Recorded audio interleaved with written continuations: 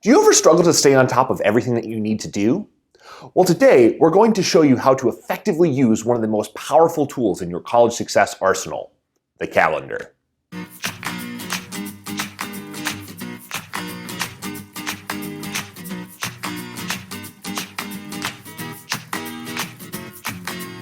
Hi, I'm Peter from the Northampton Community College Learning Center.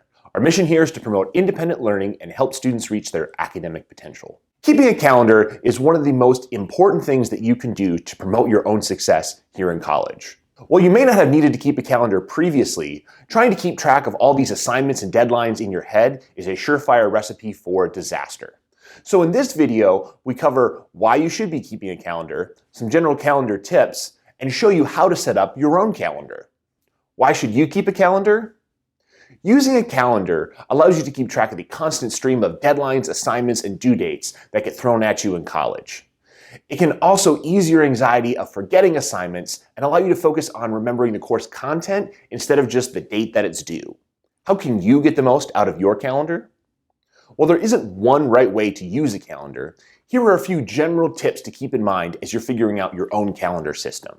Color code your various schedules, so work, home, school, etc., so you can easily distinguish where you are spending your time. Keep your calendar in an area that is visible and easily accessible. You can use either a paper calendar or a calendar application like the one that's attached to your student email. Regularly get into the habit of looking ahead in your calendar to see what's coming up in the next week or two. Add new assignments and activities to your calendar as soon as you learn about them.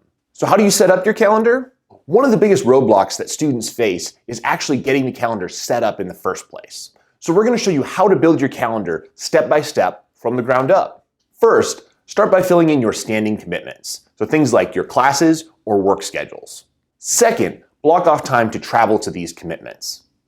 Third, include time for meals. Make sure that this is realistic to when you will actually eat. Fourth, schedule specific time to study and do homework each week. Make sure that you have enough time set aside to get all of your homework done.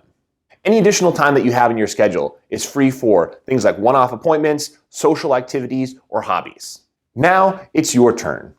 Spend some time to set up your calendar and get into the habit of regularly using it, so you can keep track of everything that's going on in your life with ease.